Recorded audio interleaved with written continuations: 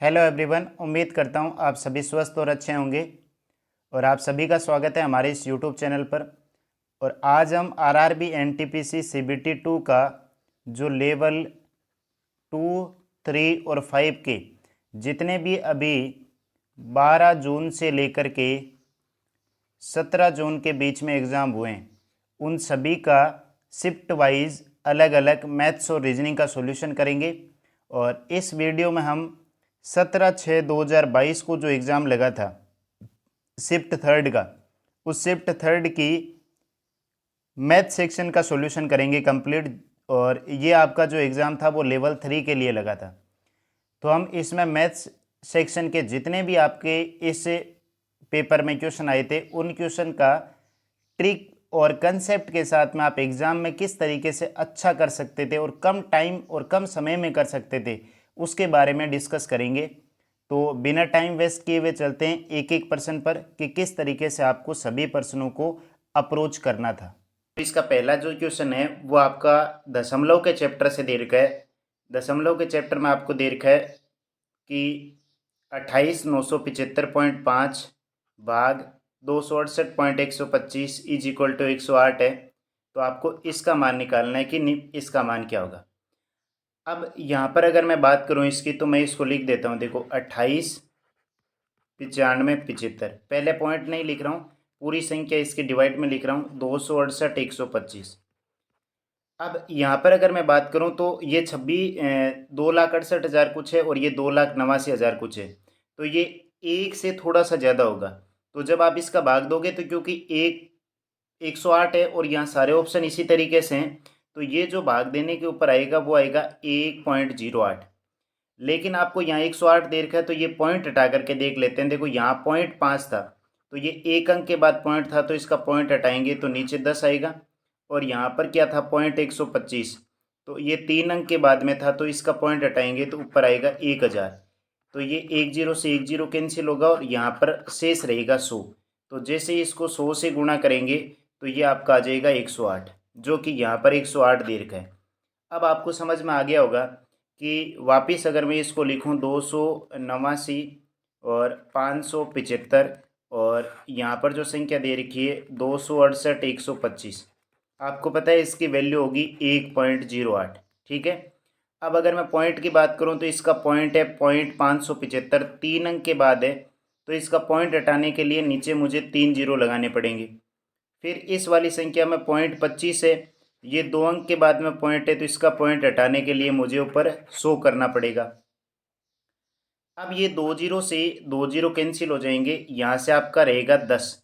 10 रहेगा तो ये 10 बट्टा में, तो जैसे ही मैं इस संख्या में 10 का भाग दूंगा तो ये पॉइंट एक अंक आगे और खिसक जाएगा। तो यहाँ से ये हो जाएगा 0.108, यानी क्या आ गया, ये आपका 4 नंबर इसका करेक्ट आंसर हो जाएगा। देखो अगले ने एग्ज़ाम में क्या किया, थोड़ा सा कंफ्यूज करने के लिए आपको सारे 108 108 108 केवल पॉइंट को उसने रिप्लेस किया है। तो यहाँ पर क्या हो जाता है कि जो स्टूडेंट है वो जब एग्ज़ाम हॉल में इतना प्रेशर होता है कि वो यहाँ से इसको कंफ्यूज हो जाता है। लेकिन अगर आपको थोड़ा सा पता चला हुआ होता है कि ये दशमलव के चैप्टर से, जो अगर आप इसमें रीजनिंग का लॉजिक लगाने लग गए तो थोड़ा सा गलत हो सकता है। ठीक है, आई होप ये सभी को समझ में आ गया होगा। अगले प्रश्न पर चलते हैं। अगला प्रश्न है सचिन और सहवाग। सचिन और सहवाग के पास कुल 950 रुपये। सहवाग से रुपये 250 लेने पर सचिन के पास उतनी ही राशि होगी जितनी सहवाग के पास पहले से थी। उन राशियों का अनुपात याद कीजिए जो प्रारंभ में सहवाग और सचिन के पास थी। तो अब यहाँ से अगर मैं बात करूँ तो एक तरीका होता है कि आप जो अनुपात है उसका पूरा पूरा भाग दे करके चेक कर लो। जैसे 7 और 5 क्या है, 12। ठीक है, ये रहा 12। 9 और 7 कितना हो गया, 16। 12 और 7 19, और 13 और 9 कितने हो गए, 13 और 9 हो गए 22। ठीक है। अब क्या 12 का जो भाग है वो क्या 950 में जा रहा है क्या, तो आप देखोगे तो 950 में 12 का भाग नहीं जा रहा। क्या 950 में 16 का भाग जा रहा है, नहीं जा रहा। 950 में क्या 19 का जाएगा, तो आप कहोगे हाँ 19 का भाग जो है वो पूरा पूरा जाएगा, और कितनी बार जाएगा, 50 बार। क्या 22 का भाग 950 में जाएगा, तो 22 का भाग भी 950 में नहीं जाएगा। तो इसका मतलब ये हो गया कि जो राशि होगी वो पूरी पूरी डिवाइड होगी। तो आपका एक ही ऑप्शन होता है कि 12:7 इसका करेक्ट आंसर हो जाएगा। ये आपको जब लॉजिक लगाना है, जब आपको थोड़ी सी इस चीज़ों की समझ हो जाएगी, ठीक है। लेकिन अब मैं बेसिक से बता देता हूँ। मान लो ये दो है, एक तो दे रखा है सहवाग और एक दे रखा है सचिन, ठीक है। इन दोनों के पास में कुल कितने रुपए दे रखे हैं? 950। मान लिया सहवाग के पास X रुपये हैं और सचिन के पास में Y रुपये हैं। अगले ने प्रश्न में कहा कि सहवाग से 250 रुपये लेने पर सचिन के पास, देखो सहवाग से 250 रुपये लिए तो सचिन के पास देखो Y रुपये तो पहले थे, और सहवाग से 250 रुपये लिए तो कितने हो गए? Y प्लस का 250 रुपये हो गए। अब सहवाग के पास अगर 250 रुपये इसने दे दिए तो सहवाग के पास हो गए X माइनस का 250, ठीक है। अब इसने कहा है कि अगर मैं पहले समीकरण की बात करूं कि सहवाग और सचिन के पास 950 है, यानी X रुपये सहवाग के और Y रुपये सचिन के, तो ये कुल कितने हैं? 950। और इसने कहा है कि इसने 250 रुपये लेने के पश्चात जितने रुपए सहवाग के पास पहले थे अब सचिन के पास उतने ही रुपए हैं, यानी X और Y प्लस 250 दोनों बराबर है। ये दोनों क्या है? बराबर है। तो क्या मैं X की जगह Y प्लस 250 रख दूं? तो ये Y प्लस 250 रखा और ये प्लस का Y इज इक्वल टू 950। तो ये हो जाएगा 2Y, 250 इसमें से माइनस गया 950 में से, तो 2Y इज इक्वल टू 700। और Y की जो वैल्यू आएगी वो कितनी आ जाएगी? 350। यानी सचिन के पास कितने रुपए हो गए? 350। अगर 950 रुपये में से 350 रुपये सचिन के पास है तो सहवाग के पास कितने रहे? 600। आपसे पूछा है कि सहवाग और सचिन का अनुपात कितना है, तो ये रुपये रहे 600 और 350। एक जीरो से एक जीरो, 5 का भाग दिया 12×5 = 60, 5 का भाग दिया 7×5 = 35। क्या अनुपात आ गया? 12:7। तो ये इसका करेक्ट आंसर हो जाएगा। तो मैंने आपको क्या किया, तरीका भी बता दिया और किस तरीके से आप ऑप्शन से इस प्रश्न को कर सकते थे वो भी तरीका आपको बता दिया। आई होप ये भी प्रश्न आप सभी को क्लियर हो गया होगा। अगला प्रश्न है समीकरण 9 कोष्टक x प्लस 9 का स्क्वायर इज इक्वल टू 441 के मूल ज्ञात कीजिए। यानी इसके आपके मूल कितने होंगे? मूल का मतलब है कि समीकरण में x की क्या क्या वैल्यू रखी जाए कि समीकरण संतुष्ट हो जाए, ठीक है। ये प्रश्न आपसे पूछे। अगर मान लो इस प्रश्न को आपको करना हो तो मैं अगर बात करूँ इस 9 को इधर भेज देते हैं, यानी x प्लस 9 का स्क्वायर जो होगा वो क्या हो जाएगा? 441/9, ये हो जाएगा। अब 9 का भाग इसमें पूरा पूरा जा रहा है, 9 का भाग 9 चौके 36, बचा कितना? 8, 81, यानी कि 90, 81, यानी कितना आ गया? 49। अब इसका स्क्वायर हटाते हैं तो x प्लस 9 की जो वैल्यू आएगी इसका अंडर रूट आ जाएगा। इसका अंडर रूट लेंगे तो ये 7 आएगा, लेकिन 7 क्या होगा? वो प्लस और माइनस दोनों में होगा, +-7। तो एक रूट ज्ञात करने के लिए एक बार तो मैं क्या लूँगा? प्लस का 7, और दूसरा रूट निकालने के लिए लूँगा मैं माइनस का 7। तो x इज इक्वल टू 7 और ये 9 उधर जाएगा तो माइनस का 9, 7 में से माइनस का 9 घटाएंगे तो क्या आ जाएगा? माइनस का 2। और अब अगर यहाँ से x बराबर माइनस का 7 और ये इधर जाएगा तो माइनस का 9, तो दोनों जुड़ जाएंगे तो माइनस का 9 और 7 कितना हो गया? 16। यानी एक तो आ जाएगा √-2 और एक आ जाएगा -16। तो ये इसका करेक्ट आंसर हो जाएगा -2 और -16। ये इस प्रश्न का आंसर हो जाएंगे। रूट निकालने आपको समीकरण के, ठीक है। बाकी एक दूसरा तरीका ये हो सकता था कि अगर ये तरीका आपको नहीं समझ में आ रहा है तो आप क्या करते? ऑप्शन से वैल्यू पुट करते और वैल्यू पुट करके आप इसका आंसर निकालते। जैसे मान लो आपने पहला ऑप्शन पिक किया, फर्स्ट ऑप्शन -12 लिया, ठीक है। तो -12 आप यहाँ रखते, -12 और प्लस का 9 तो -3 होता, माइनस के 3 का स्क्वायर होता 9, तो 9 पहले बार था, 9 ये 9 और 9 81, जबकि यहाँ पर कितना है? 441। तो ये पहला आंसर नहीं हो सकता, ठीक है।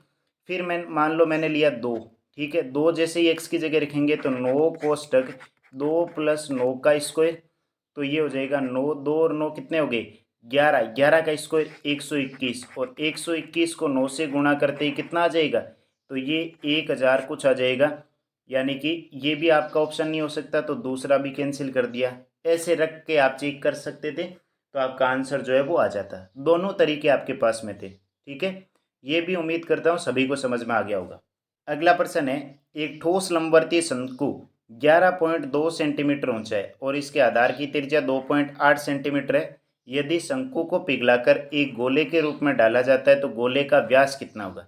ठीक है, अगर किसी भी चीज़ को एक चीज़ को पिघला करके दूसरे में डाला जाता है, जैसे मान लो आपको ये दे रखा था कि शंकु को पिघला करके एक गोला बनाया जाता है, तो इन दोनों का जो आयतन होता है वो आयतन हमेशा बराबर रहेगा। बराबर रहेगा तो मैं यहाँ से लिख देता हूँ, इस गोले का आयतन जो होता है वो होता है 4/3 पाई r⁻3। ठीक है, और बेलन का शंकु का जो आयतन होता है 1/3 पाई r²h। तो ये 1/3 पाई से 1/3 पाई कैंसिल हो गया, तो यहाँ से जो r⁻3 ये गोले वाली बची, यहाँ से ये r²h में ये 4 जो था इसका भाग लग जाएगा। r क्या है, ये r रही 2.8। ठीक है, तो मैं इसको लिख देता हूँ 28 गुणा 28। ठीक है, और ये जो पॉइंट वाले एक एक जीरो थे, इसका 10 और इसका 10, 100 आ गया। नीचे पहले से 4 था और ऊंचाई 11.2 है, तो मैं यहाँ लिख देता हूँ 112 और नीचे आ जाएगा 10। 4 का भाग 112 में देते हैं तो ये आ जाएगा कितना, 28। अब आपके पास में आया क्या, r⁻3 बराबर आया 28, तो ऊपर 3 बार है और 10 जो है वो भी कितनी बार है, 3 बार है, तो मैं ऐसे लिख दूँ 28/10⁻3। 3 से ये पावर 3 कट जाएगी तो r की जो वैल्यू आई वो आई 28/10, यानी कितनी आ गई, 2.8। तो ये बोल सकते हैं गोले की त्रिज्या 2.8 है, तो व्यास जो होता है वो गोले की त्रिज्या का 2 गुना होता है। तो 2 गुणा 2.8, क्या आंसर आ जाएगा, 5.6 सेंटीमीटर। तो ये इसका करेक्ट आंसर हो जाएगा 5.6 सेंटीमीटर। तो आपको ये चीज़ ध्यान रखनी है कि जब भी एक चीज़ को डाल करके दूसरे में बनाया जाता है तो दोनों के क्या बराबर होते हैं, आयतन बराबर होते हैं। आई होप ये भी समझ में आ गया होगा सभी को। अगला प्रश्न है, वह छोटी से छोटी संख्या ज्ञात कीजिए जिसे 11, 12, 13, 14 और 15 से विभाजित करने पर प्रत्येक स्थिति में शेषफल 2 प्राप्त हो। अब यहाँ पर क्या होता है कि इस टाइप के क्वेश्चन को आपको हमेशा ऑप्शन से करोगे तो 1 सेकेंड का क्वेश्चन है आपका। देखो 2 शेषफल आता है, इसका मतलब जिस संख्या में से 2 घटाने के बाद वो इन सभी से पूरी तरीके से विभाजित होगी। तो जैसे ही मैंने इसमें से 2 घटाया तो ये आपका आया 0, 0, 6, 0। ठीक है, और इसमें से घटाएंगे तो 0, 0, 5, 8, 58। इस 58 में से 2 घटाएंगे तो ये आएगा 56, और इसमें से 2 घटाएंगे तो ये पूरा पूरा आपका क्या आ जाएगा, ये 60,000 आ जाएगा।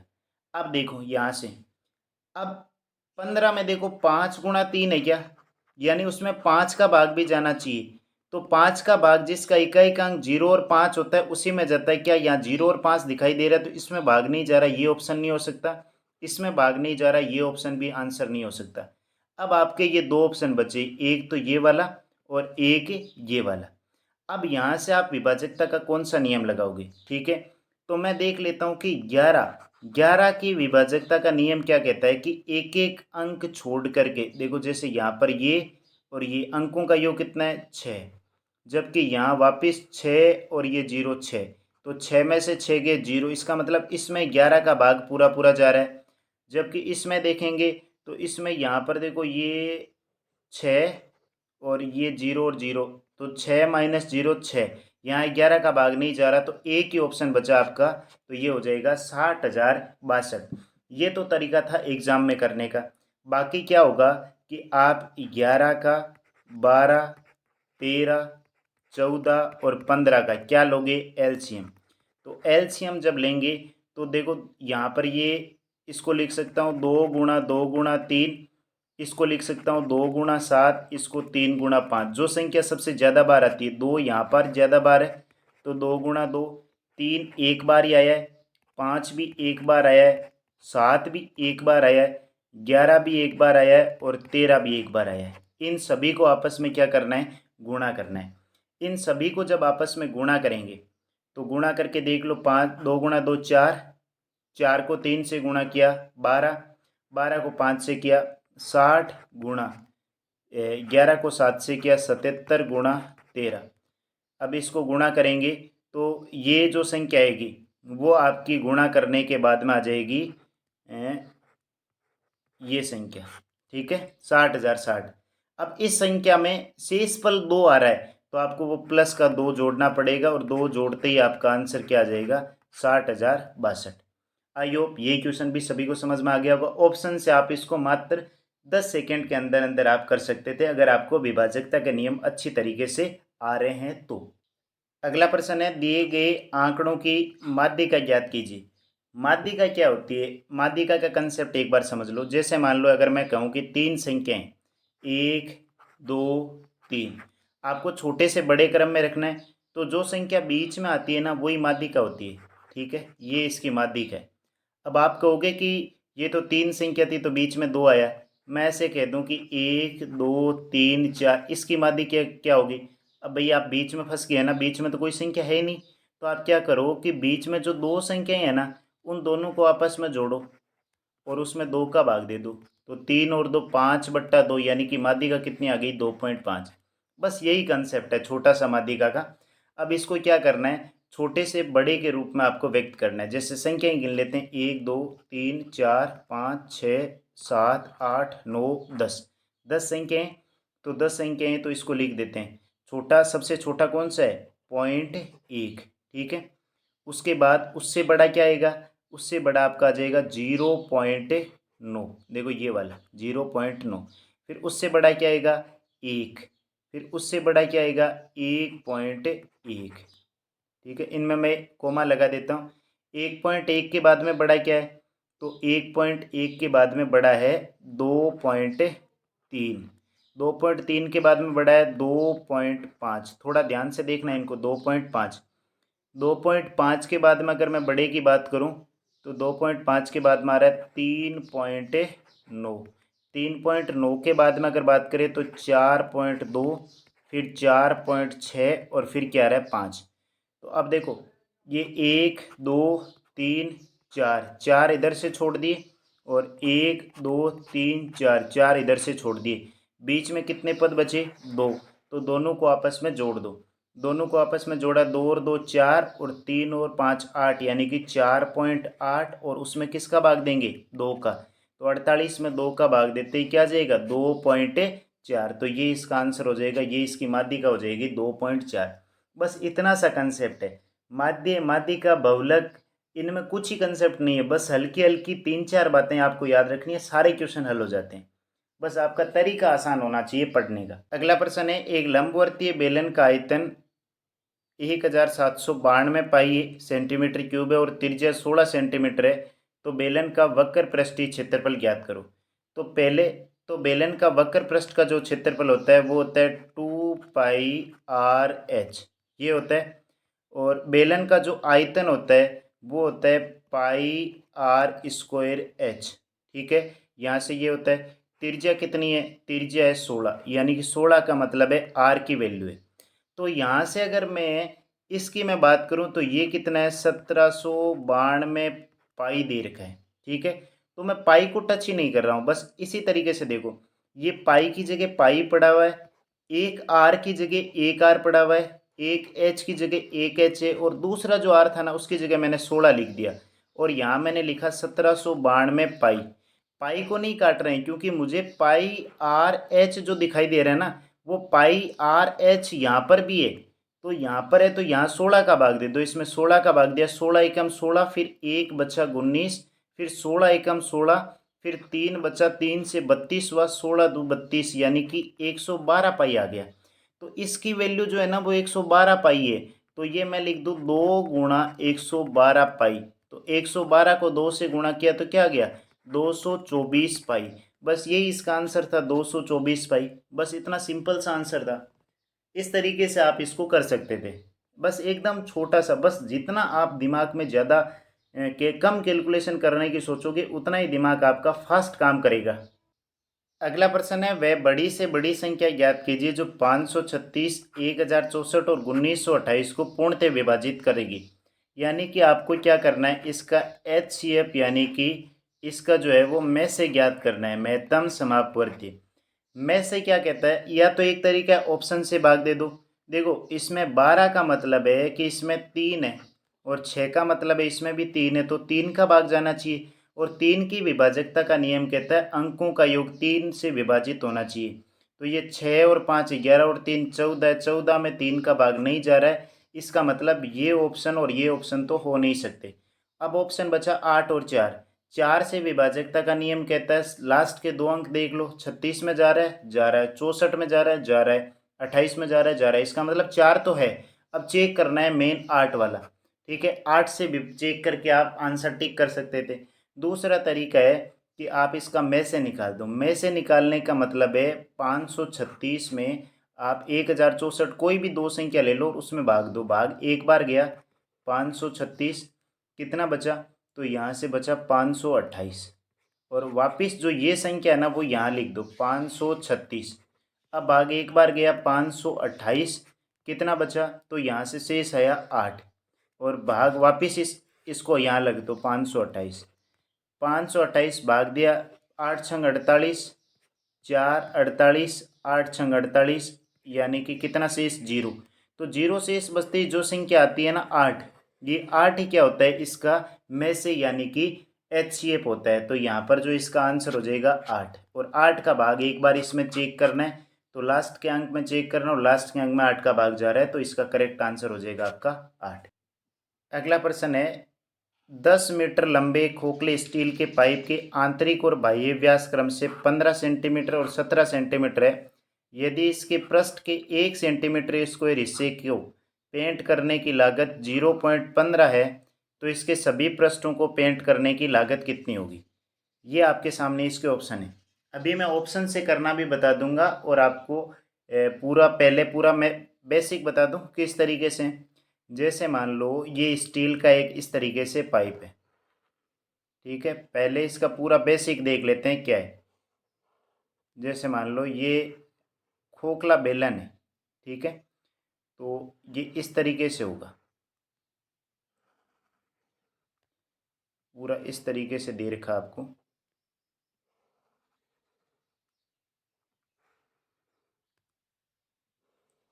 ये ऐसे। ठीक है, इसमें क्या है कि ये हिस्सा इस पर भी पेंट होगा। बात समझ में आ रही है? इसके बाहर वाले हिस्से पर भी पेंट होगा, इसके अंदर वाले हिस्से पर भी पेंट होगा। यानी क्या क्या चीज़ होगी वो मैं समझा दूँ। इसके ऊपर वाले हिस्से पर जो पेंट होगा वो क्या होगा, यानी कि जो बाहर वाली त्रिज्या होगी और जो अंदर वाली त्रिज्या होगी, तो बाहर वाला जो क्षेत्रफल है ना πr², उसमें से जो छोटे वाला है ना πr², वो घटते ही ये ऊपर वाला हिस्सा आ जाएगा। ये ऊपर जैसा हिस्सा है वैसा ही नीचे हिस्सा है ना, तो यहाँ पर मैं इसको गुणा कर देता हूँ 2 से। ठीक है, एक चीज़ तो ये समझ में आई।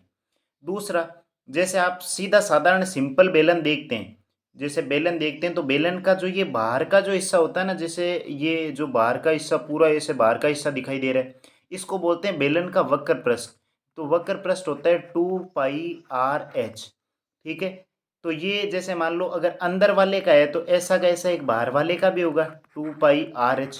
बस ये इन तीनों को आपस में जोड़ना है। अब यहाँ पर देखो इसमें थोड़ा सा दिक्कत कहाँ है भाई, जब आप एग्जाम में हल करोगे ना, तो यहाँ सेंटीमीटर है और यहाँ पर आप समझो मीटर है। मीटर का मतलब मुझे इसे कितना करना पड़ेगा, 1000 करना पड़ेगा सेंटीमीटर में, क्योंकि यहाँ 1 सेंटीमीटर स्क्वायर दे रखा है।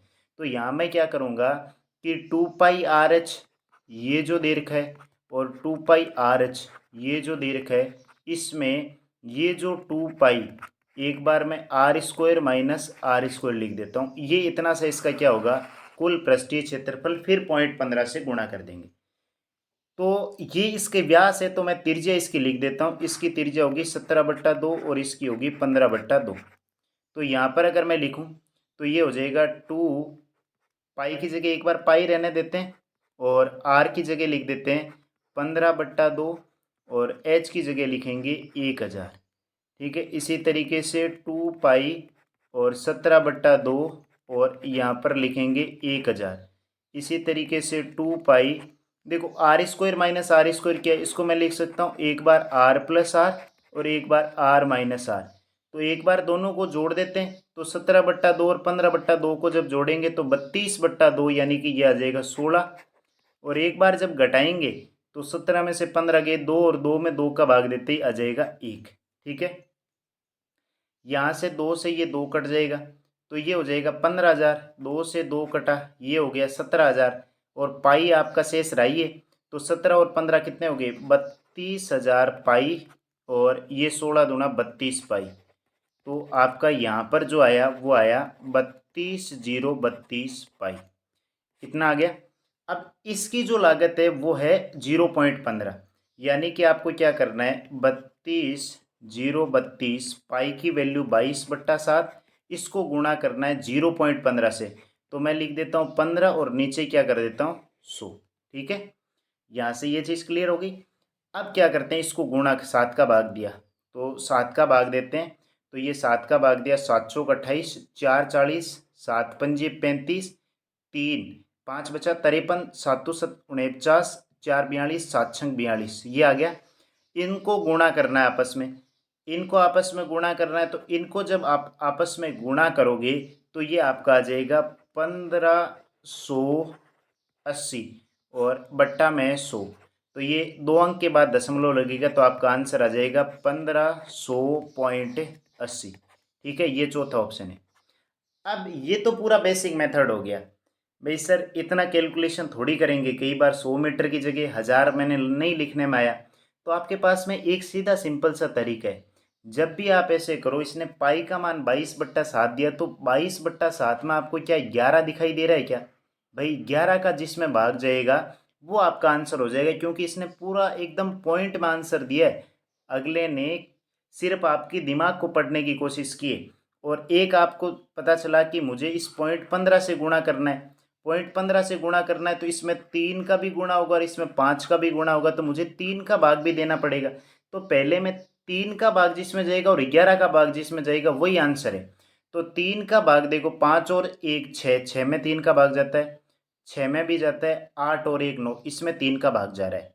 5 और 1 6, 6 में 3 का जाता है, और 8 और 2 10, 10 में 3 का नहीं जाता। इसका मतलब ये तो आंसर हो नहीं सकता। 5 और 1 6, 3 का जाएगा, 8 में 3 का जाएगा नहीं, इसका मतलब ये भी ऑप्शन नहीं होगा। तो ये आपके चौथा और पहला ऑप्शन बचा, तो 11 का भाग दे के देख लो। 11 से विभाजकता का नियम अभी मैंने सिखाया था कि एक एक अंक छोड़ के रखना है आपको। ये 1 और 1 कितने हो गए 2, ठीक है 2। और यहाँ से 8 और 6 14, 14 और 5 है 19, तो 17 में से 19 में से 2 गए तो 17। क्या 17 में 11 का भाग जा रहा है? तो नहीं जा रहा, तो ये ऑप्शन नहीं होगा।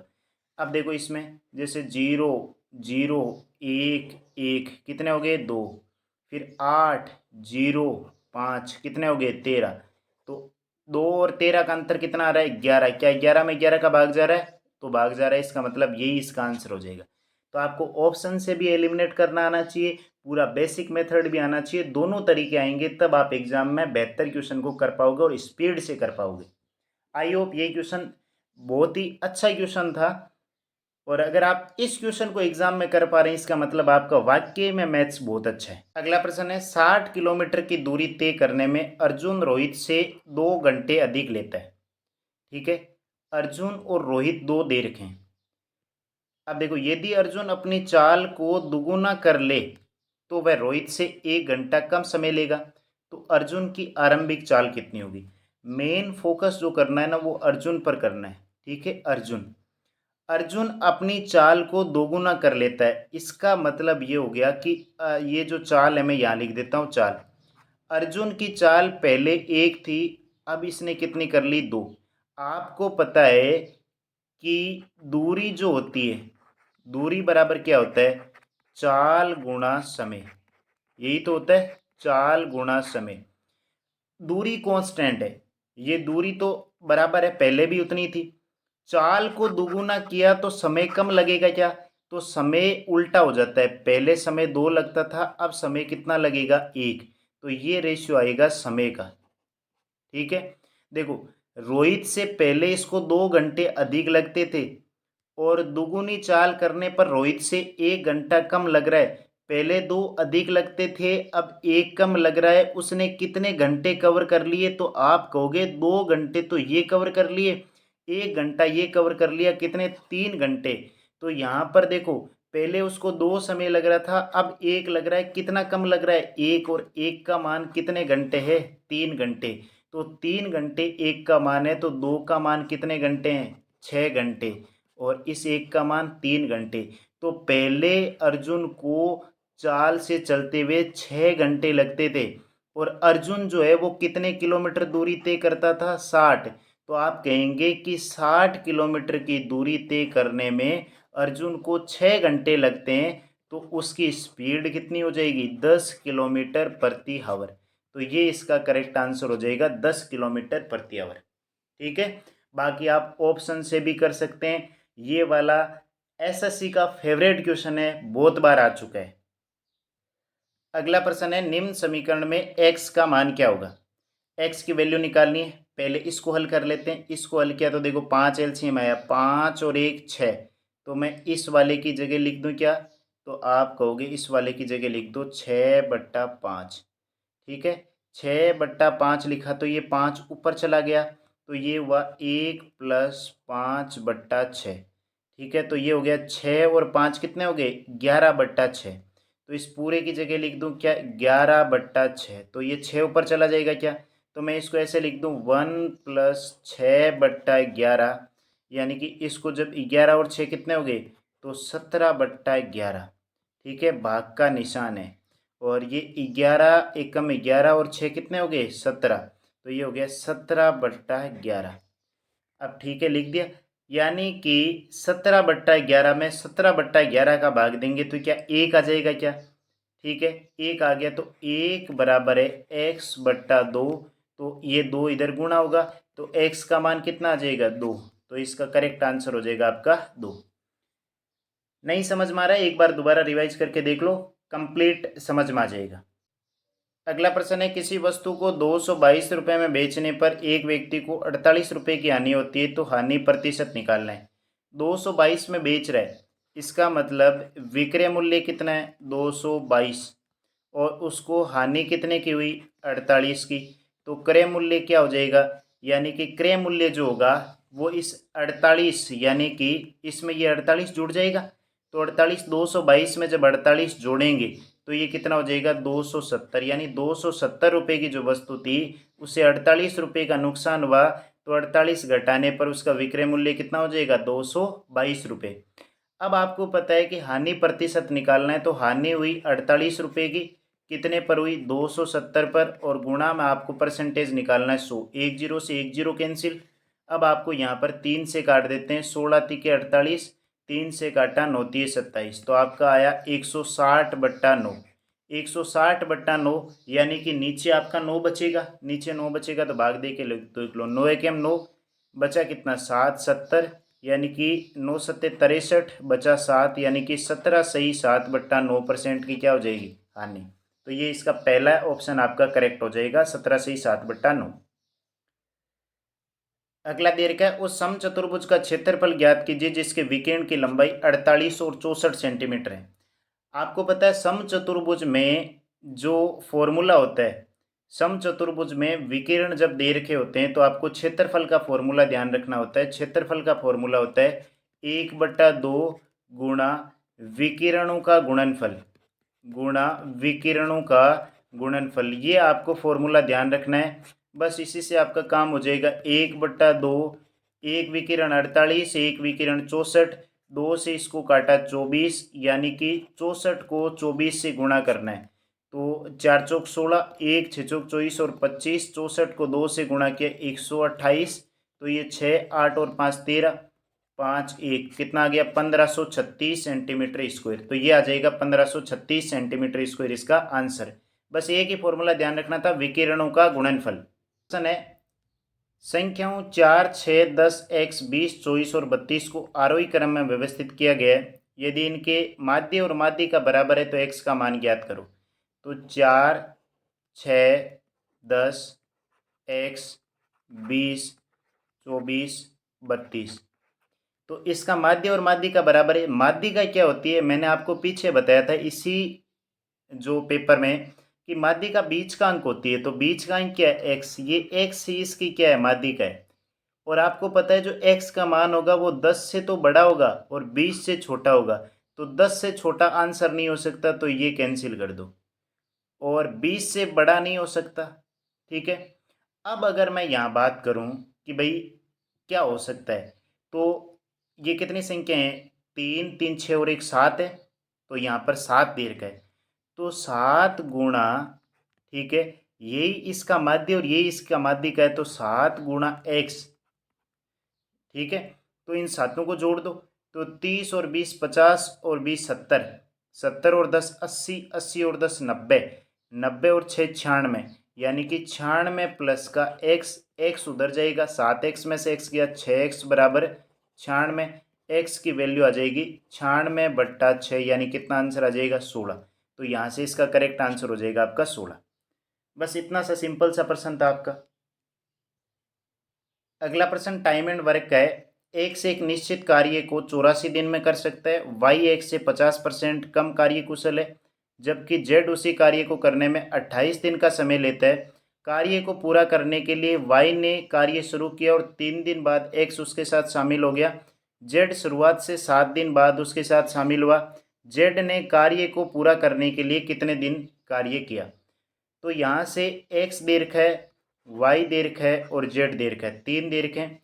एक्स 84 दिन में कार्य को करता है, जबकि जो जेड दे रखा है वो 28 दिन में कार्य को पूरा करता है। वाई का दे नहीं रखा है, तो मैं ऐसे करता हूँ कि इनका एलसीएम ले लेता हूँ। एलसीएम ले लो या कुछ ऐसी संख्या ले लो जिससे आपका कटना आसान हो। तो मैं क्या करता हूँ, इस 84 का जो डबल है ना, वो यहाँ लिख देता हूँ 168। ये मैंने माना कि टोटल इसका काम है। ठीक है, अब मैं क्या करूँगा, कार्य क्षमता निकालूंगा, तो 168 में इस 84 का भाग दूंगा तो आ गई 2, यानी एक्स एक दिन में 2 काम करता है।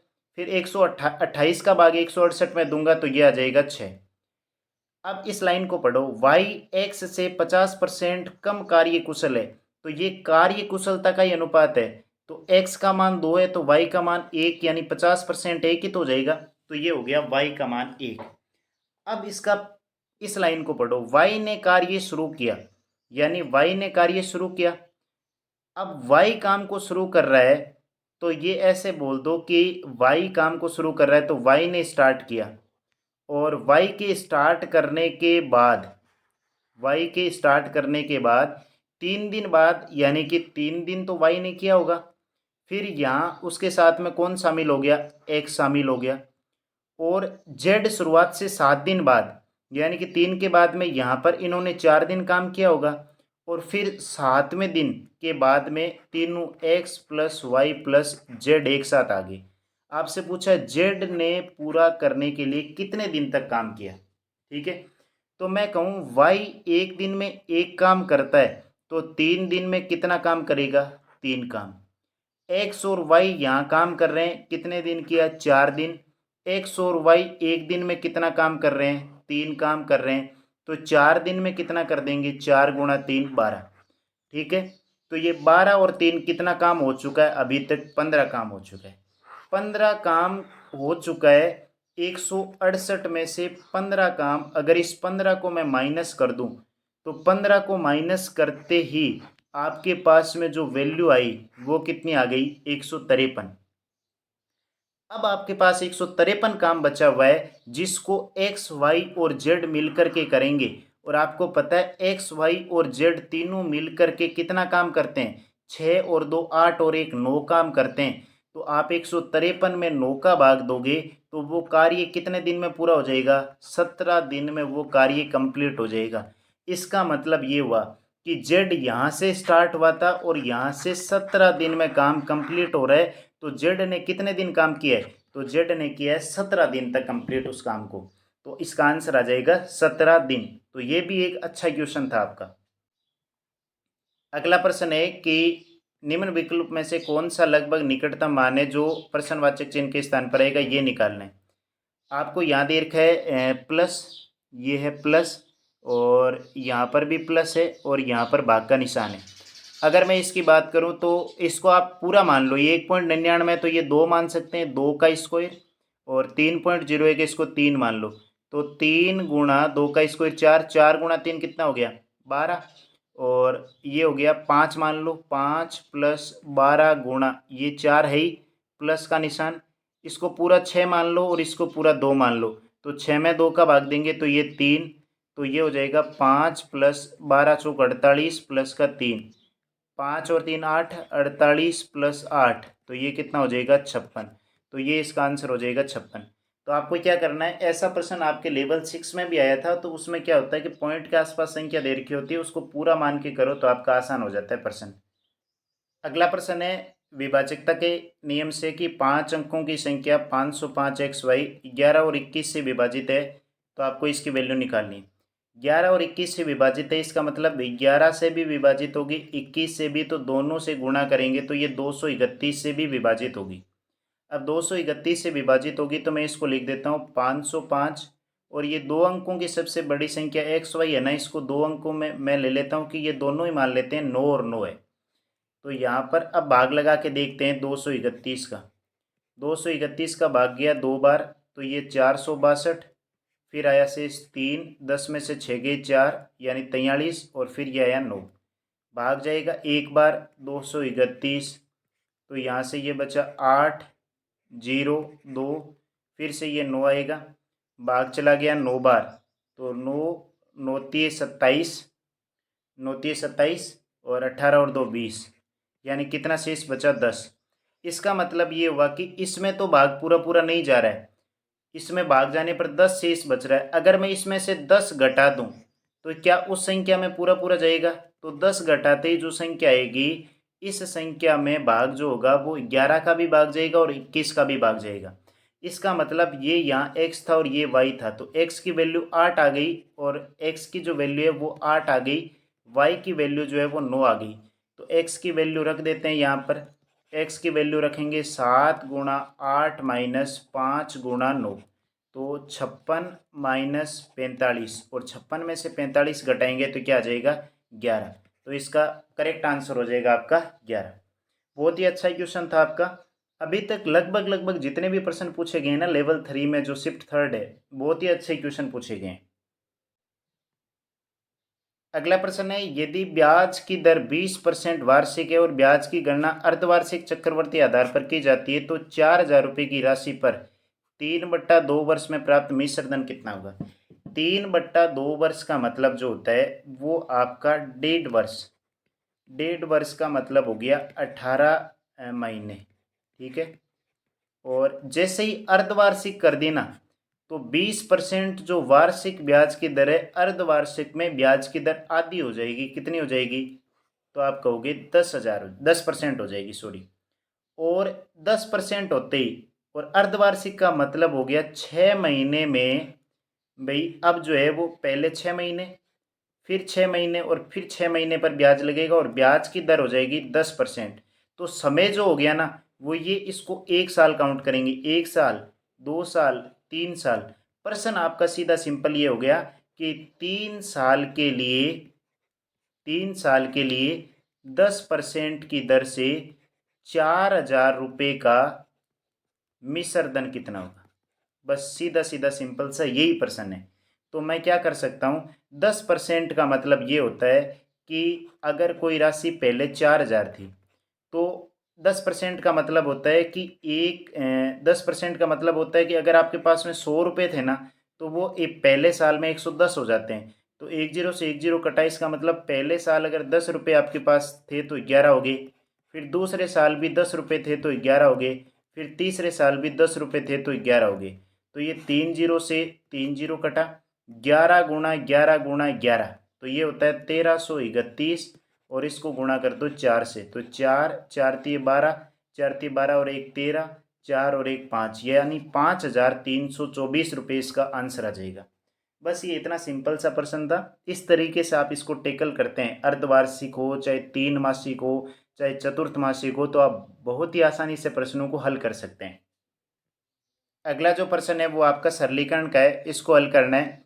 तो इसको हल करने का सबसे बेस्ट तरीका होता है कि पहले आप छोटे कोष्ठक को हल करो।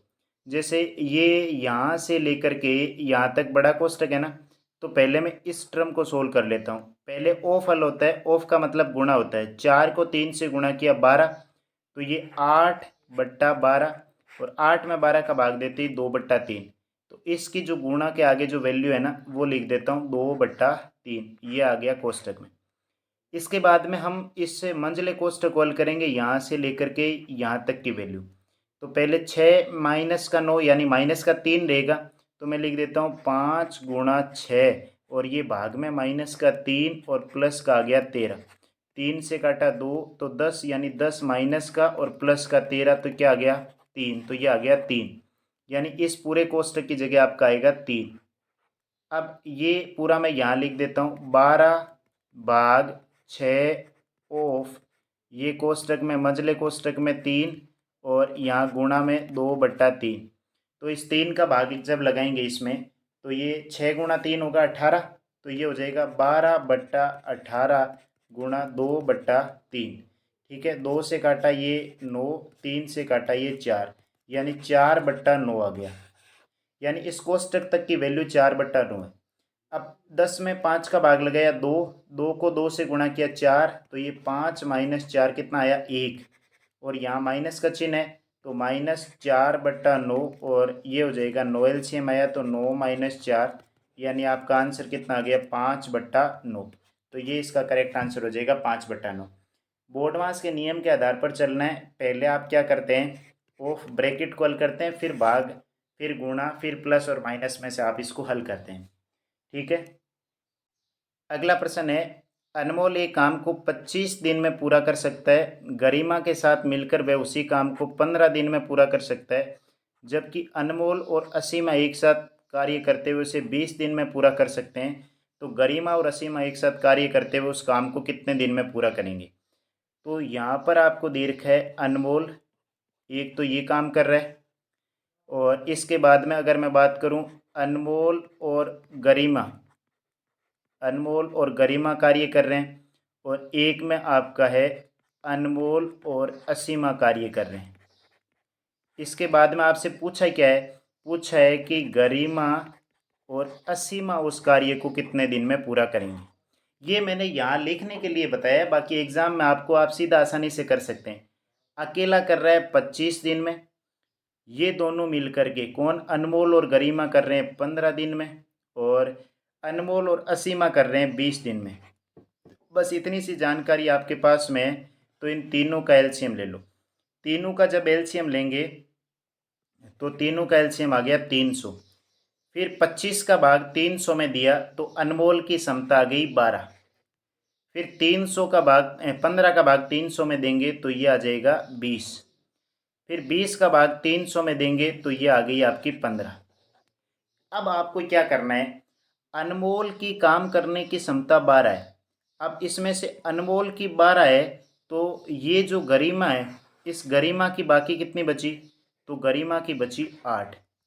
अब इसमें से अनमोल की 12 है तो असीमा की कितनी बची, तो 15 में से 12 घटाओ 3, तो यहाँ से गरिमा की काम करने की क्षमता 8 है और असीमा की 3 है, और दोनों की कितनी है 11।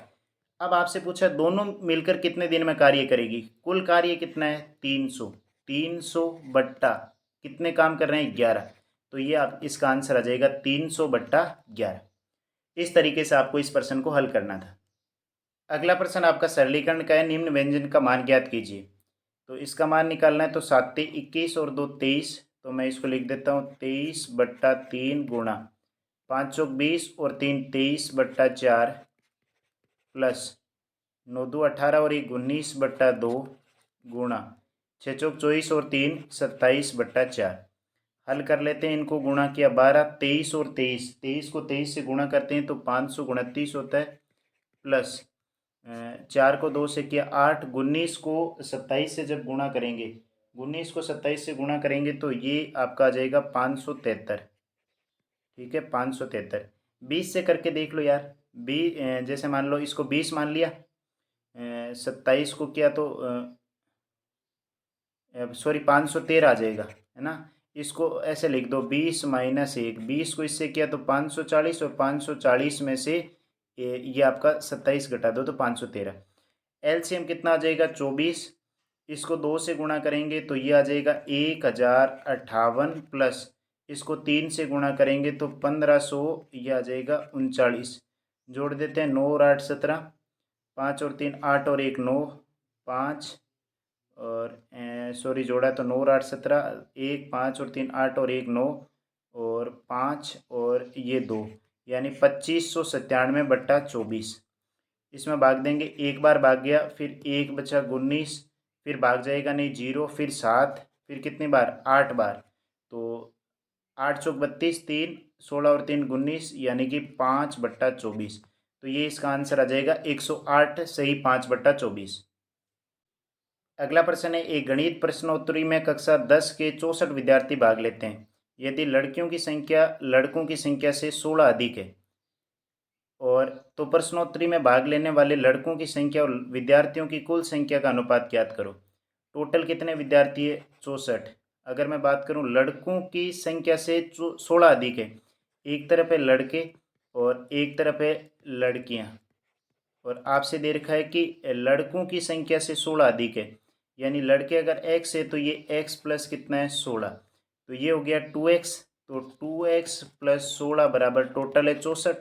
2x बराबर 64 में से 16 माइनस करेंगे तो ये 14 में से 6 गए 8, 2 यानी 48। x की वैल्यू क्या आ जाएगी, 24।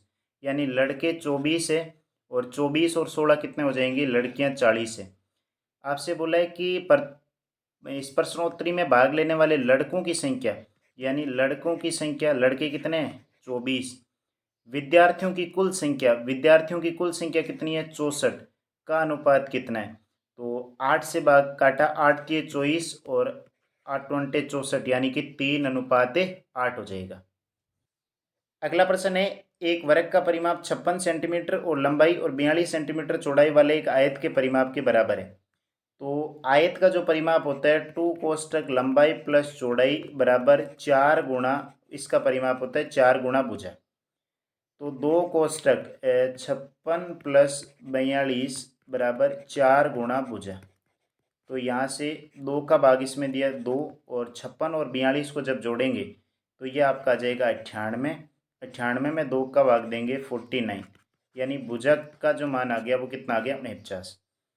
उस अर्धवर्त का परिमाप ज्ञात कीजिए जिसका व्यास वर्ग की भुजा के बराबर है। यानी कि ये इसका क्या हो जाएगा, सॉरी व्यास, व्यास हो गया। तो ऐसे कोई अर्धवर्त आपको दे रखा है, अर्धवर्त का व्यास है 49, तो आपसे अर्धवर्त का परिमाप पूछा है। अर्धवर्त का परिमाप क्या होता है, यहाँ से लेकर यहाँ तक का जोड़ना है और ये यहाँ से लेकर यहाँ तक का जोड़ना है। आपको पता है ये पूरा जो होता है ना वो होता है 2πr।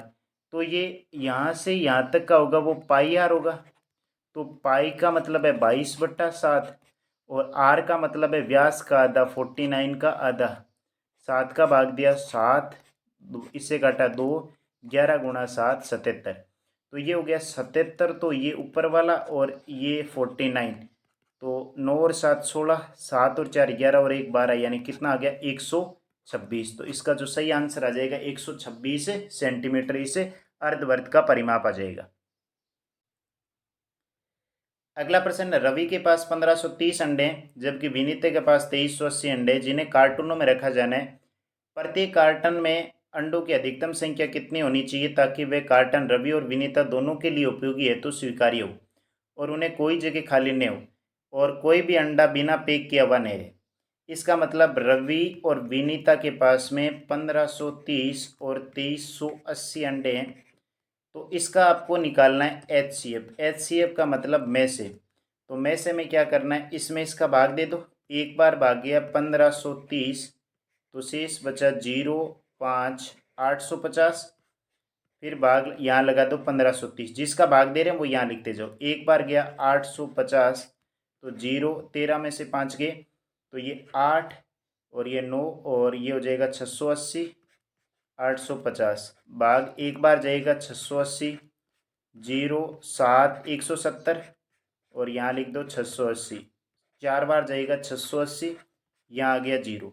यानी जब भी आपका 0 से इस पर आ जाता है तो इसको मत काउंट करो, जिसका भाग दे रहे हैं वही आपका HCF है। तो यहाँ पर 170 का पूरा पूरा भाग जा रहा है, इसका मतलब इन दोनों का में से कितना हो जाएगा, 170। तो 170 जो है वो कार्टन आपको लेने, ताकि आप उसमें कोई भी अंडा जो है वो बिना पैक के नहीं होगा और कोई भी जगह खाली नहीं होगी। आई होप ये पर्सन भी आपको समझ में आ गया होगा। ऋतिक इमेज को 37.5% के लाभ पर बेचता है। यदि उसने इसे 12.5% कम पर खरीदा होता और इसे 330 रुपये कम पर बेचा होता तो उसे 10% का लाभ प्राप्त होता। मेज का क्रय मूल्य 1,000 रुपये से कितने प्रतिशत कम है। देखो 37.5 पर बेचा है तो यहाँ पर क्या है, 37.5 का मतलब, थोड़ा सा इसको आप ध्यान से समझो एक बार। 37.5 का मतलब परसेंटेज में होता है 3/8। इसका मतलब मैं ऐसे कह सकता हूँ कि अगर मैंने 8 रुपये की जो वस्तु थी वो 3 रुपये लाभ लेकर के कितने में बेची, 11 में, तो ये इसका होता है क्रय मूल्य और ये इसका होता है विक्रय मूल्य। और 12.5% का मतलब होता है 1/8। अब मैं बोल रहा हूँ कि मैंने 8 रुपये में खरीदी और मैं ऐसे बोल रहा हूँ 1/8 कम में खरीदता, यानी कि 8 की चीज़ 1 कम में खरीदता तो मैं खरीदता कितने में, 7 में, तो उसे 10% का लाभ प्राप्त होता। तो उसको कितना होता, 10% का लाभ प्राप्त होता है, यानी कि इस 7 पर मुझे 10% का लाभ प्राप्त होता तो ये मुझे होती 7.7 में जाती। तो 7.7। अब देखो पहले में क्या हो रहा था, 11 में बेच रहा था, अब 7.7 में बेच रहा हूँ और यहाँ मैं पर्सन में कितने रुपए कम में बेच रहा हूँ, 330। जबकि यहाँ कितना कम बेच रहा हूँ, तो यहाँ मैं बेच रहा हूँ 3.3 कम बेच रहा हूँ। तो 3.3 का जो मान है वो है 330। एक का मान होगा 330/3.3 और यहाँ क्रय मूल्य कितना था पहले, 8, तो ये गुणा कर दूंगा मैं 8 से। ये पॉइंट हटाया तो ऊपर चला जाएगा 10। 33 का भाग इसमें दिया तो कट जाएगा, 1010 और 8 से गुणा होगा तो कितना रुपये क्रय मूल्य हो जाएगा, 800 रुपये। प्रश्न में इसने बोला कि मेज का क्रय मूल्य 1,000 से कितने प्रतिशत कम है। तो 1,000 से 800 रुपये कितना कम है, 200 कम है। कितने पर कम है, 1,000 पर और गुणा में 100, तो ये कितने परसेंट कम हो गया, तो आपका आंसर आ गया 20% क्या हो जाएगा, ये मूल्य कम हो जाएगा। तो ये भी एक अच्छा प्रश्न था आपका, इस तरीके से आप कर सकते थे। बाकी 100 137.5 ऐसे भी मान के कर सकते थे, 100 और इसको 137.5 और ये 12.5 कम में खरीदता तो ये 87.5, फिर 10% लाभ होता, वैसे भी कर सकते थे। आई होप ये भी सभी को समझ में आ गया होगा। अगला प्रश्न ज्योमेट्री से है। आई जे के एक समद्विबाहु त्रिभुज है और ये है आई जे के, आई जे और के। आई जे बराबर आई के, जे आई के 60 डिग्री है, जे आई के ये 60 डिग्री है। भाई ये 60 हो गया तो अगर ये कोण मान लेते हैं कि x है तो ये भी x है, तो ये दोनों बराबर होंगे, बराबर होंगे तो ये 60 है तो बाकी तो 120 ही तो बचा, तो ये भी 60 होगा और ये भी कितना होगा, 60 डिग्री होगा। आपसे पूछा है आई जे के का माप 120 डिग्री से कितना कम है, यानी ये जो 60 है वो 120 से कितना कम है, तो 60 कम है 120 पर गुणा 100, यानी कि दो कितने परसेंट कम है, 50%। आपसे वैल्यू पूछी थी तो ये आ जाएगा 50% कम होगा। तो आपका क्या हो गया, ज्योमेट्री का भी पूछ लिया और साथ में परसेंटेज को भी मिक्स कर दिया, दोनों कंसेप्ट आपके आगे। अगले प्रश्न पर चलते हैं।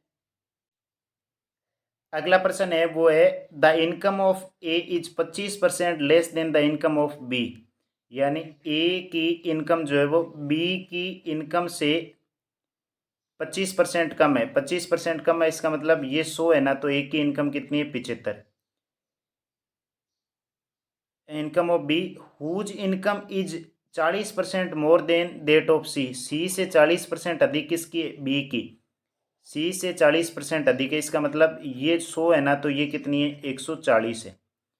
The income of c is 20% less than that of d, यानी डी से क्या है, 20% कम है। 20% कम है इसका मतलब इसकी 100 है तो इसकी कितनी है, 80। आपसे पूछा है by what percent is the income of A more than the income of C, A की इनकम सी की इनकम से कितनी अधिक है, यही पूछा है। तो हम इस डी को जो है वो नेग्लेक्ट कर दो, इस वाली लाइन का कोई मतलब नहीं है, छोड़ दो बोले, ठीक है। यहाँ से बस इतना सा चलो, इसको मैं काट दूँ, ये 3 और ये 25 से 4, इसको काटा ये 5 और ये 7, इसी को गुणा कर लेते हैं ऐसे, 7×3 = 21, 7×4 = 28, 5×4 = 20। आपसे पूछा है कि what percent is the income of A more than the income of C. C से ए की इनकम कितनी ज़्यादा है, तो 1 ज़्यादा है। कितने पर, 20 पर गुणा 100। 20 में 100 का भाग देते ही कितने परसेंट आ गई, 5%। तो इसका सही आंसर हो जाएगा आपका 5%। तो ये इस तरीके से आपका था, थोड़ा सा इंग्लिश में था, लैंग्वेज में, बाकी आप थोड़ा समझेंगे तो आपको समझ में आ जाएगा। आई होप ये भी आपको अच्छी तरीके से समझ में आ गया होगा। अब देखो ये वाली जो लाइन थी ना, सी और डी वाली लास्ट वाली, ये एकदम बिल्कुल ही कोई मतलब नहीं था इसका। अगले प्रश्न पर चले। अगला प्रश्न है, अविक 8 मीटर प्रति सेकंड की चाल से दौड़ता है। यदि वह उसी चाल से दौड़ना जारी रखे तो अविक 24 मिनट में कितने किलोमीटर की दूरी तय करेगा। देखो 8 मीटर प्रति सेकंड है, तो ये 8 है और मीटर प्रति सेकंड है, तो मैं इसको क्या करना, दूरी को आपको किलोमीटर में रखना है। तो ये 8 और मीटर प्रति सेकंड और यहाँ मिनट है 24 मिनट में, तो 24 मिनट में ये सेकंड है, ये सेकंड है। मैं इसको क्या कर लेता हूँ, एक बार के लिए सेकंड है तो इसको भी सेकंड बनाने के लिए 60 से गुणा कर दिया, तो ये हो गई मीटर प्रति सेकंड में आ गई ये। अब ये 8×24×60 ये है मीटर प्रति सेकंड। मीटर प्रति सेकंड जो आपकी दूरी आई है, इसको मुझे चेंज करना है। ये आई मीटर में, किलोमीटर में चेंज करना है। इसको मीटर में तो इसको किलोमीटर में चेंज करना है, तो 1000 का भाग लगा दो, 1 0 से 1 0 कैंसिल। 8×48 × 24/100, तो ये 48 को 24 से गुणा कर दो बस।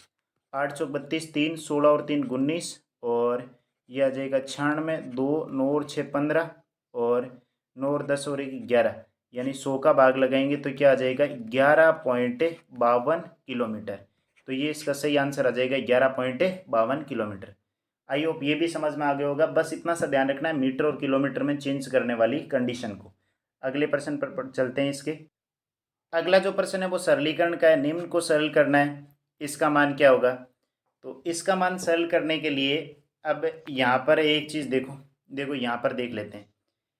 इसको अगर मैं हल करूँ तो इसको हल कर लेते हैं 625, और नीचे इसके पॉइंट हटाएंगे तो 3 0, भाग का निशान है तो ये नीचे आ जाएगा 15 625, और 4 0 के बाद है तो ऊपर 4 0 आ जाएंगे। ठीक है, तो ये 3 0 से 3 0 कैंसिल हो जाएंगे, और इसको काटना आपको। तो ये होता है 25×25, तो 25 का भाग दिया, 25 छक्के 150, 6 62, 25 2 50, 12 25, ये हो गया। ठीक है, अब 25 से काटा तो ये 25 आ गया, और ये आया 10/25। 10/25 का मतलब होता है 0.4, तो 4.4 में से 0.4 घटाओगे तो यहाँ बचेगा 4। आपका बस आंसर है 3.5 गुणा 0.5 × 4। अब इसको हल करना है, तो 5 को 4 से गुणा किया 20, 20 में इसका पॉइंट हटा के कर देते हैं 35/10, 5/10 × 4। तो 5 से काटें 2, 5 से काटा 7, और ये 2, 2 × 2 4, कितना आंसर बचा 7। तो इसका करेक्ट आंसर हो जाएगा आपका 7। आई होप ये भी सभी को समझ में आ गया होगा। आगे चलते हैं अगले प्रश्न पर। अगला प्रश्न आपका औसत का है। किसी बल्लेबाज की पिछली 10 पारियों का स्कोर दिया गया है, तो इस पारियों में बल्लेबाज की माध्यिका ज्ञात करनी है। ठीक है, माध्यिका का मतलब अभी मैंने आपको बताया पीछे, इसके तीसरा प्रश्न है ये माध्यिका से रिलेटेड। माध्यिका होता है कि आपको छोटे से बड़े क्रम में व्यवस्थित करना है। तो सबसे छोटी संख्या कौन सी आ रही है, आप कहेंगे सबसे छोटी है 6, फिर बड़ी कौन सी है 8, फिर उससे बड़ी कौन सी है 27, फिर उससे बड़ी कौन सी है 50, फिर उससे बड़ी 63, फिर उससे बड़ी 65, 65 के बाद में बड़ी कौन सी संख्या है 81, 81 के बाद 122, 122 के बाद 165, और 165 के बाद 180। तो 1 2 3 4 5 6 7 8 9 10। 10 का मतलब इधर 4 छोड़ी, इधर 4 छोड़ी, बीच में 2 संख्या आई, तो दोनों को जोड़ा, और जोड़ करके किसका भाग दिया 2 का, 2 का भाग देंगे तो क्या आ जाएगा 64। तो यही इसकी क्या हो जाएगी, माध्यिका। तो इसका जो करेक्ट आंसर हो जाएगा वो हो जाएगा 64। इस तरीके से आप इसको हल कर सकते थे। और ये माध्यिका का इसी पेपर में तीसरा प्रश्न है। अगर आपने माध्यिका का कंसेप्ट इतना सा समझ लिया होता तो आप 3% सही करके आ सकते थे। अगले प्रश्न पर चलते हैं। अगला प्रश्न है, किसी छात्र समूह में लड़कियों की संख्या लड़कों की संख्या की 3/4 है। यानी कि लड़कों की जो संख्या है वो लड़कियों की संख्या लड़कियों की संख्या लड़कों की संख्या की 3/4, लड़कों की संख्या की 3/4 है। इसका मतलब अगर लड़के 4 है तो लड़कियां कितनी है, 3 है। यदि लड़कियों की संख्या का 2/3 भाग, यानी कि लड़कियों की संख्या का 2/3 यानी कि 2 लड़कियां, और लड़कों की संख्या का आधा भाग यानी कि इसका भी आधा भाग 2 रस पसंद करते हैं। इनको क्या पसंद है, रस, और इनको भी क्या पसंद है, रस। तो लड़कियां और लड़कों की कुल संख्या का कितना भाग आम का रस पसंद करते हैं, तो ये पूछा है। तो देखो, ये रस पसंद करते हैं 2 और 2 कितने, 4। कुल संख्या कितनी है, 4 और 3 7, यानी 4/7 भाग ऐसा है जो आम का रस पसंद करते हैं। तो इसका सही आंसर हो जाएगा 4/7। आगे चलते हैं अगले प्रश्न पर। अगला प्रश्न है, ₹320 प्रति हेक्टेयर की दर से किसी वर्गाकार खेत की जुताई की लागत 2880 रुपये। इसका क्षेत्रफल ज्ञात कीजिए। और 1 हेक्टेयर बराबर 28 स्क्वायर मीटर दे रखा है, यानी कि 10,000। तो 320 से जो लागत है वो कितनी है, 2880/320। तो भाग देंगे तो ये कितना आ जाएगा, 9 बार आ जाएगा। ठीक है, यानी कि 9 आ गया, 9 हेक्टेयर। और 9 हेक्टेयर का मतलब स्क्वायर मीटर में चेंज करना है तो 10,000 होता है। तो ये इसके आगे 4 जीरो लगा दो तो ये आ जाएगा 90,000 स्क्वायर मीटर। ये खेत का क्षेत्रफल हो जाएगा। बस इतना सा आसान सा प्रश्न था, आपको भाग ही देकर के आंसर निकालना था। अगले प्रश्न पर चलते हैं इसके। अगला प्रश्न है, 3680 रुपये की राशि 12.5% वार्षिक साधारण ब्याज की दर पर 6 वर्षों के लिए निवेश की जाती है, तो प्राप्त होने वाला मिश्र धन ज्ञात कीजिए। अब यहाँ पर 6 वर्ष के लिए निवेश कर रहे हैं, 12.6%, 12.5% 1 साल के लिए, तो 6 साल के लिए कितना होगा, तो ये हो जाएगा 75%। बस 75% ब्याज मिलेगा। इसका मतलब 3680 रुपये जो है ना, वो अगर आज 100 रुपये है ना, तो 6 साल बाद में 175 हो जाएंगे। बस यही मिश्र धन है। 25 से काटा 4, 25 से काटा 7, 4 का भाग दिया 9 चौक 36, 2 920 गुणा 7, 920 को 7 से गुणा करना है तो 0 7 2 14 1 9 7 63 और 1 64, यानी 6440 रुपये इसका क्या आ जाएगा, मिश्र धन आ जाएगा। यही इसका करेक्ट आंसर है। बस इतना सा आसान सा मिश्र धन का प्रश्न था आपका साधारण ब्याज का। सभी प्रश्न आपको समझ में आ रहे होंगे। अगले प्रश्न पर चलते हैं इसके। अगला प्रश्न टाइम एंड वर्क का है। ए एक निश्चित काम को 15 दिन में कर सकता है, बी उसी काम का 1/3 10 दिन में कर सकता है। अब यहाँ से इतना सा चलना है, ए और बी। ए 15 दिन में कर सकता है और 1/3 10 दिन में करेगा, तो पूरा काम कितने में होगा, 3 से गुणा कर दो, 30 दिन में। ए और बी एक साथ 6 दिन तक काम करते हैं, फिर ए काम छोड़कर चला जाता है, बी से इस काम सी के साथ मिलकर 8 दिन में पूरा करता है, तो ए और सी मिलकर के कितने दिन में करेंगे। तो जो आपको दे रखा है ना डिटेल, उस पर लिख दो। इसका काम हो जाएगा टोटल 30, और 15 में 30 का भाग दिया 2, और 30 में 30 का दिया 1। अब यहाँ से ए और बी ने मिलकर कार्य स्टार्ट किया, ए प्लस बी ने, और कितने दिन, 6 दिन तक एक साथ काम किया। तो ये दोनों एक साथ 3 काम कर रहे हैं, और 6 दिन में 6 गुणा 3 18 काम कर चुके होंगे। 30 में से 18 काम कर चुके हैं, 12 काम बचा। अब जो है ए छोड़कर चला गया, तो यहाँ काम करेंगे बी प्लस सी, और बी प्लस सी एक साथ मिलकर 8 दिन में पूरा करते हैं। तो ये 12 जो काम है, 12 में 8 का भाग दिया, तो ये आपका आ गया 3/2। अब बी और सी की क्षमता 3/2 है, जिसमें से बी एक काम करता है और एक इसमें से घटाया, तो ये आधा काम कौन करेगा, सी। सी एक दिन में आधा काम करता है। ठीक है, आपसे बोला है मूल काम को ए और सी मिलकर कितने दिन में करेंगे। देखो ए और सी से काम करवाना है। ए एक दिन में 2 काम करता है, सी एक दिन में आधा काम करता है, तो दोनों मिलकर के कितना करेंगे, 2.5 काम करेंगे एक दिन में, यानी कि 5/2। तो अब इस 30 काम को करवाना है पूरा, तो 30 में किसका भाग दे देते हैं, 5/2 का। तो 2 ऊपर चला जाएगा, 5 से काटा 6, 6 को 2 से गुणा किया, 12 दिन में पूरा काम कंप्लीट करेंगे। तो इसका जो सही आंसर आ जाएगा वो क्या आ जाएगा, 12 दिन। ये इस प्रश्न का आंसर था आपका। अगले प्रश्न पर चलते हैं इसके। अगला प्रश्न है, a sum of 14,000 amounts to the 18,515 in 2 years at a certain rate percent interest compound yearly. ये ऐसे बोल रहा है कि एक 14,000 रुपये की राशि 2 साल में चक्रवर्ती ब्याज की दर से 18,515 हो जाती है। What will be the compound interest on the same sum in the same time at the same rate if the interest is compound 8 monthly.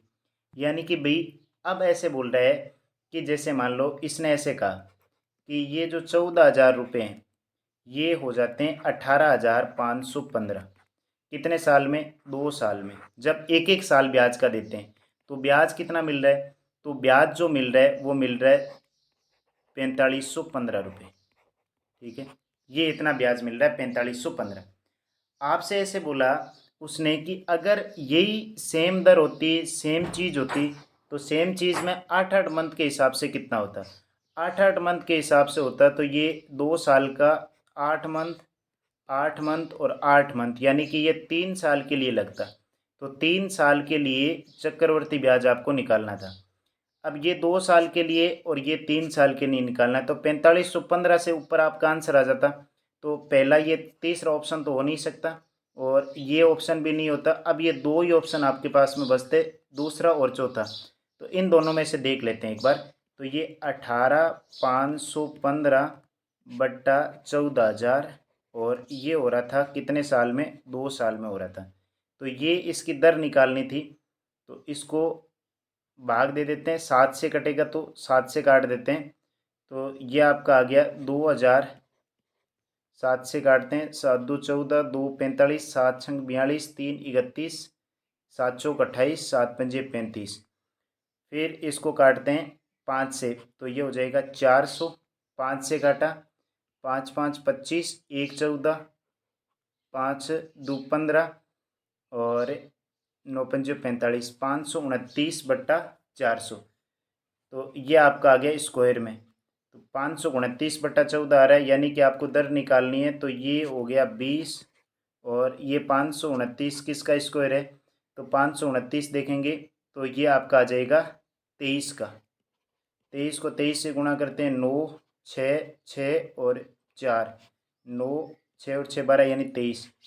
यानी कि दर जो आ गई वो 3/20 गुणा 100, यानी कितने परसेंट, 15%। एक साल के लिए 15% है, तो 8 महीने के लिए कितनी होगी, तो 15/12 गुणा 8। तो ये 2 और यहाँ से काटा तो ये 3, 3 से काटा 5, 5 से आ जाएगा 10%। तो 10% 3 साल के लिए लगेगी। तो 14,000 रुपये पर आपको 10% से 3 साल के लिए, यानी कि 10 से 11, तो अगर मैं पूरा ही लिख दूँ इसको, तो 10 से 11, 10 से 11 और 10 से 11, ये 3 साल के लिए कितनी हो गई, 1,331/1000, यानी कि 331 ब्याज मिलेगा। तो 14,000 पर 331/1000, 3 जीरो से 3 जीरो कैंसिल, यानी 331 को गुणा करना आपको 14 से। अब पूरा गुणा नहीं करेंगे हम, क्योंकि 2 ऑप्शन कैंसिल हो चुके हैं। या पूरा गुणा कर लो, नहीं तो 4 लास्ट में आंसर इसी के आ रहा है। जब इसको इससे गुणा करोगे तो 14 एकम 14, 10, 14 ती 42 और 10, ये कितना आ रहा है, 14, एक आया 42 और 1 43, 4, 14 ती 42 और कितना आ गया, 14 ती 42 और 4 कितने हो गए, 46, यानी कि 4634 इसका आंसर आ जाएगा। तो ये आपका इस तरीके का प्रश्न आपके लेवल 6 के पेपर में आया हुआ था। तो ये आसान सा प्रश्न, थोड़ा सा मुश्किल था, इसको आप कर सकते थे। बाकी आप इसको एग्ज़ाम में पहले ही स्किप कर सकते थे। अगले प्रश्न पर चलते हैं इसके। अगला प्रश्न है, एक्स और वाई का अनुपात है 3:4। आपको इसकी वैल्यू निकालनी है 7x - 4y बट्टा 3x प्लस का 2y। तो x की जगह 3 रख दो। 7 गुणा 3 माइनस 4 गुणा 4 बट्टा 3 गुणा 3 माइनस प्लस 2 गुणा 4। 21 में से 16 गए तो ये आ गया 5 और 3 3 9, 9 प्लस 8 17, यानी कि 5/17 का मतलब क्या हो गया 5:17। बस ये इतना सा अनुपात समानुपात का क्वेश्चन था, आसानी से कर सकते थे, एकदम इजी प्रश्न था आपका। तो चलिए ये इस पेपर का लास्ट प्रश्न है। निम्नलिखित पाई चार्ट एक पार्टी के वे को बंटन को दर्शाता है। नीला हिस्सा सजावट पर, वे को, ये जो नीला हिस्सा है वो सजावट पर, और हरा हरा हिस्सा डीजे पर, ये डीजे पर है, और लाल हिस्सा भोजन पर, ये भोजन पर है, और पीला हिस्सा क्या दे रखा है, पीला हिस्सा स्थान पर, वे पर है। पाई चार्ट का अध्ययन करें और प्रश्नों का उत्तर दे। यदि कुल व्यय 32,700 रुपये था तो सजावट और डीजे पर कुल कितना व्यय हुआ। तो सजावट ये रहा और डीजे ये रहा, तो ये 19% यहाँ है। देखो 19 है ये, और ये 6% है, तो 19 और 6। देखो मैं वापस लिख देता हूँ, ये 19% है, ये 6% है, ये 31% है, ये 44% है। तो 19 और 6 25% 100 पर है, और गुणा में आ जाएगा 32,700। 25 से कटा 4, 4 का भाग दो, 8 चौक 32, 4 एकम 4, 3 30, 30 में दिया तो 7 चौक 28, 2 20, 5 चौक 20, 8,175 रुपये इसका क्या आ जाएगा, करेक्ट आंसर आ जाएगा। तो इस तरीके से ये लेवल 3 का जो पेपर था, ये है आपका लेवल 3 का पेपर, जो 17 जून को शिफ्ट थर्ड का पेपर है। 17 जून की शिफ्ट थर्ड का पेपर है। उसके मैथ सेक्शन के हमने 35 के 35 प्रश्न किए, जिसमें से अगर मैं कुल मिलाकर के बात करूं तो 35 में से आप अगर ठीक ठाक तैयारी आप करके जाते तो आप लगभग लगभग 27 से 28 के आसपास प्रश्न इसमें कर सकते थे। बाकी 7 से 8% आप इसमें स्किप कर सकते थे, ताकि आपको जो है वो ज़्यादा टाइम वेस्ट इसमें नहीं होता। मैं इसके सभी शिफ्टों के जितने भी प्रश्न हैं मैथ्स के और रीजनिंग के, वो आपको अलग अलग एक एक पार्ट में उसका पूरा पेपर का हल करवा दूंगा, और उससे आपको एक अच्छा खासा आइडिया हो जाएगा। उसके बाद में हम कट ऑफ के बारे में भी चर्चा करेंगे। अगर आपको ये वीडियोस पसंद आ रहे हैं तो आप वीडियो को लाइक कर दीजिए, और अगर आप चैनल पर नए हैं तो चैनल को सब्सक्राइब कर दीजिए, और दूसरों के साथ में शेयर कर दीजिए, ताकि उससे मुझे मोटिवेशन मिलता रहे कि हाँ ये वीडियो जो मैं सॉल्यूशन प्रोवाइड करवा रहा हूँ वो ज़्यादा से ज़्यादा स्टूडेंट्स के पास में पहुँच रहे। तो आज के लिए बस इतना ही। Thanks for watching this video.